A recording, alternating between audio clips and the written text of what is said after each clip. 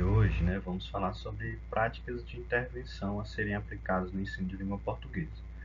Como vocês já fizeram, né, os projetos, né, já estão finalizando aí a regência de vocês, eu resolvi fazer essa aula mais para fins de reflexão, para que vocês entendam, né, o que é intervenção, né, como é que a gente pode interferir de maneira a dar uma maior eficiência, né, ter uma melhor eficiência na nossa aula.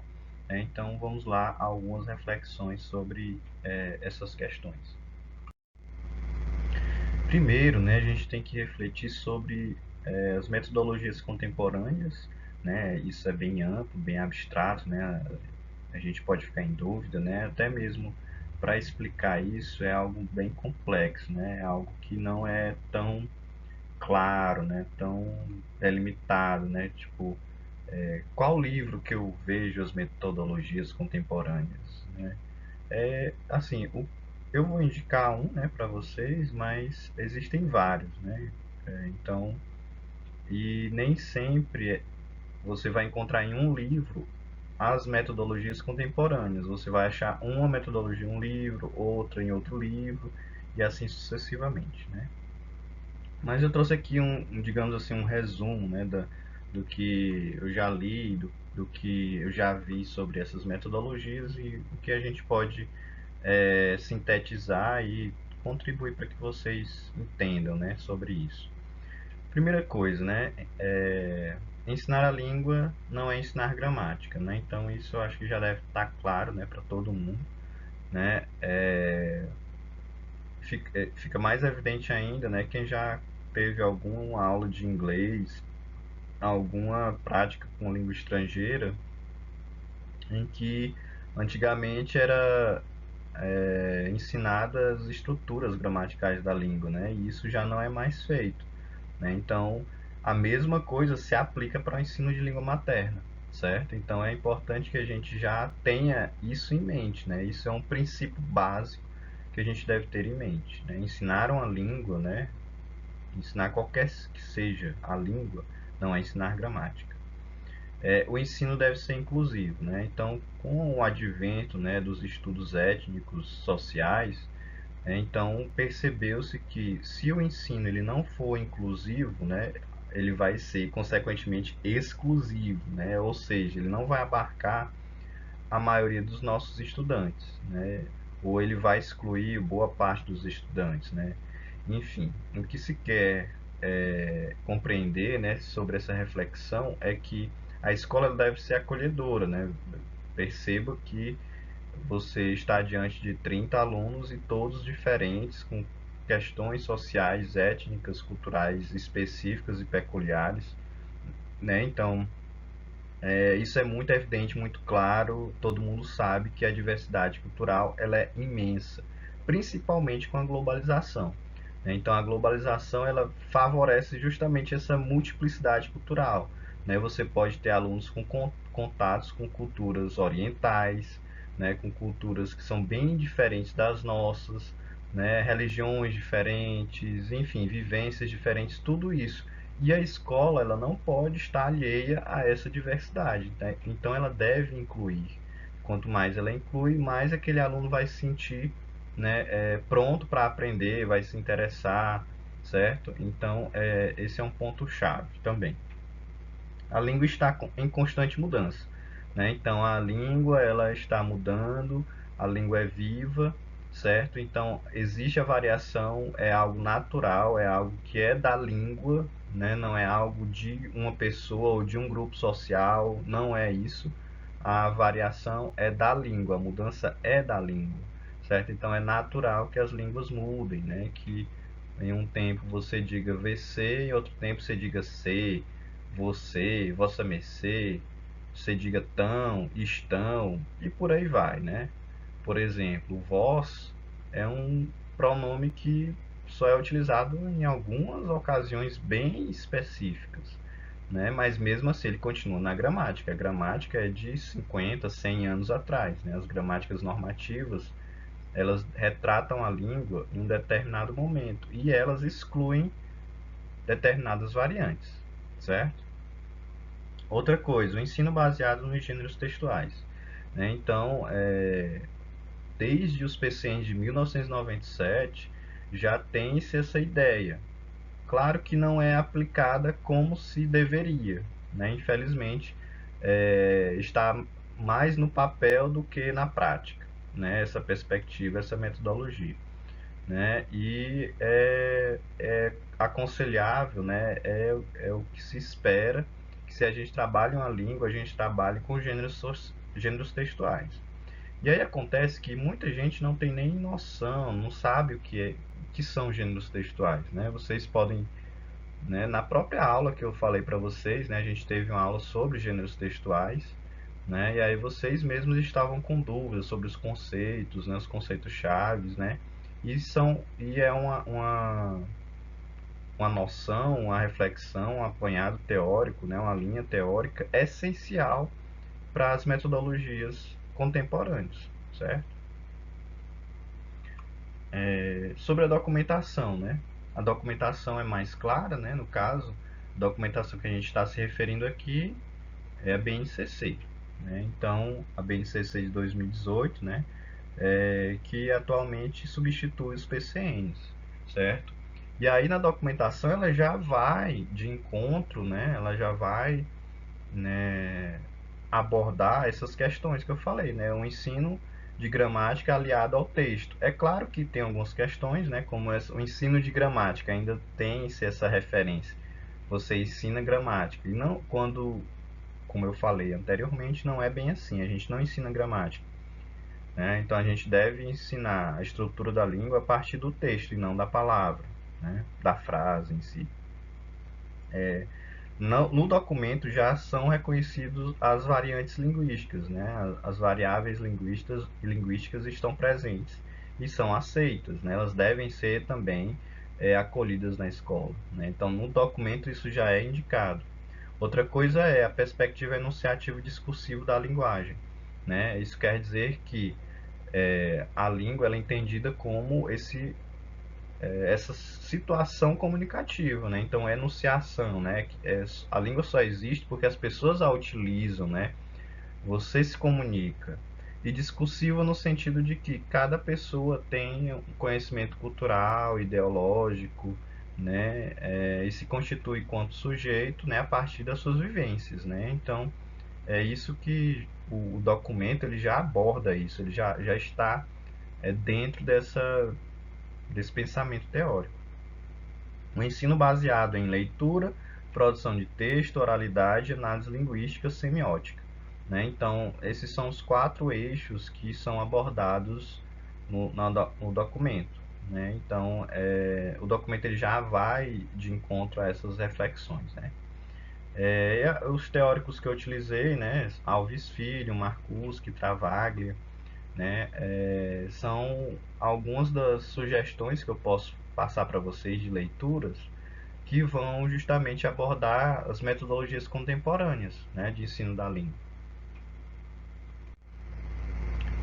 É importante refletir, né? Então aqui a gente vai, né, passar por uma parte teórica de buscar entender o conceito, né?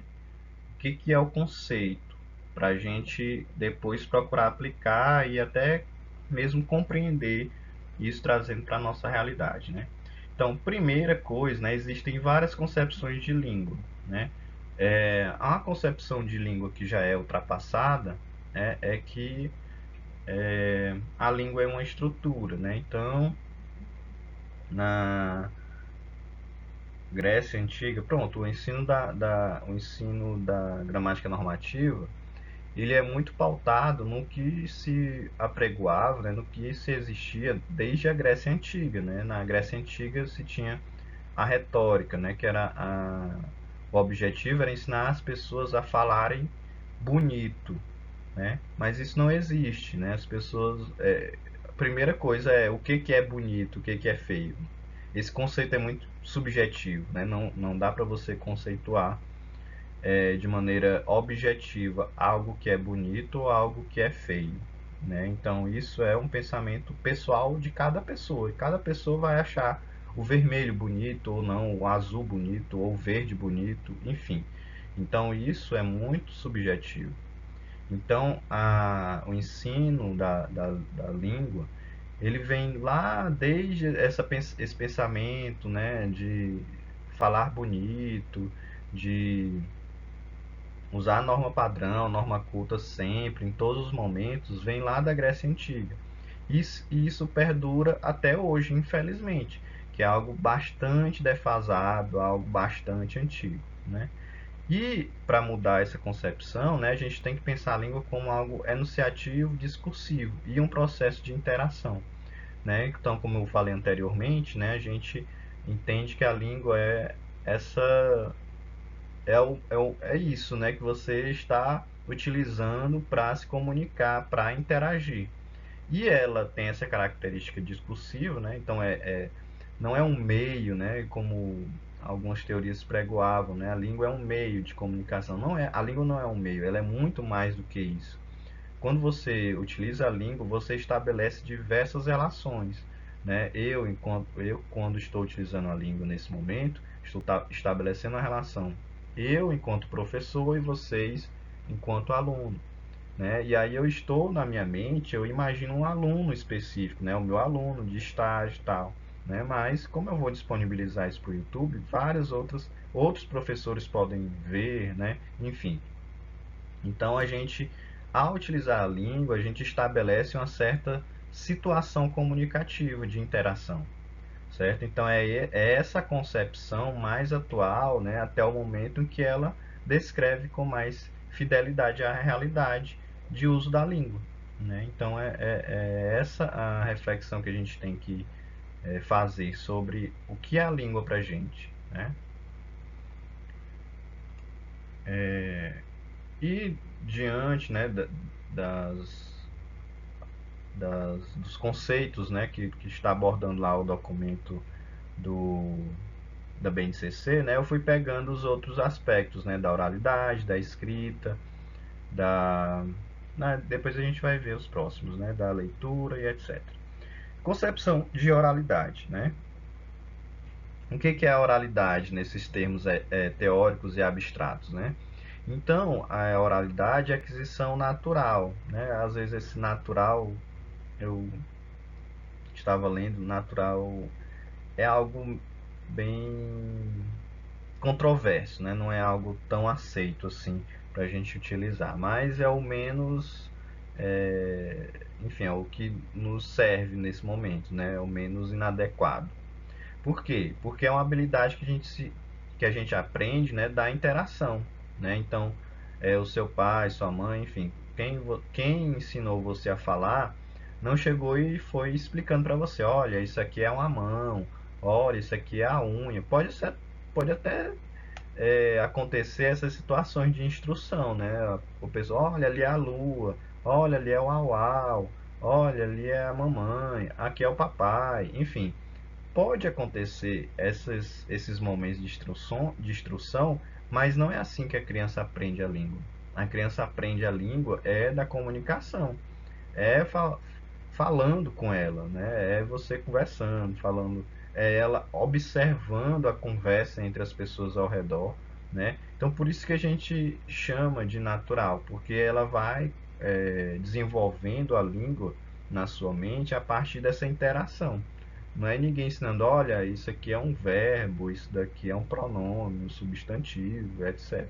Não é desse jeito que as crianças aprendem a qualquer língua que seja, né? Então eu falei aqui no texto o aspecto oral, né?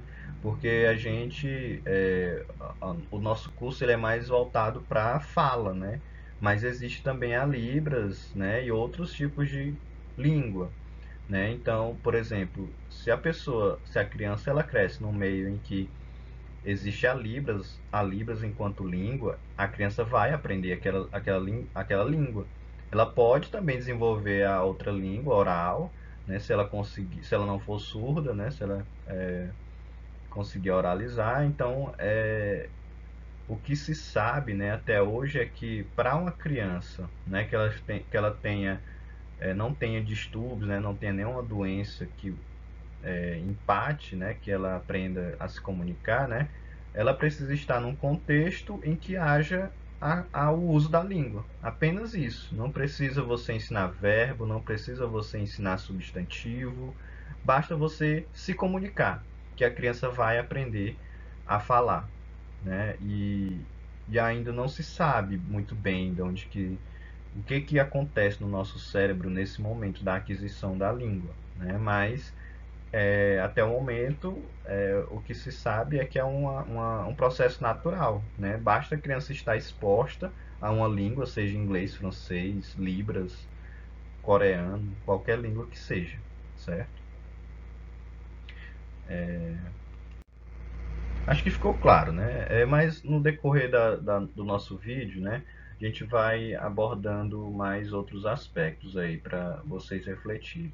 E até mesmo como o objetivo do vídeo é a gente trazer esses conceitos abstratos, teóricos, para a nossa realidade, ver como é que a gente pode entender e compreender para a nossa prática em sala de aula, né? Então, no decorrer da aula, a gente vai, do vídeo, da videoaula, a gente vai discutindo sobre isso. Concepção de escrita, né? Então, já a escrita, ela é diferente da fala, né, da oralidade, porque a escrita ela é aprendida na escola. Mas alguém pode dizer, ah, professor, mas eu aprendi a escrever com a minha mãe.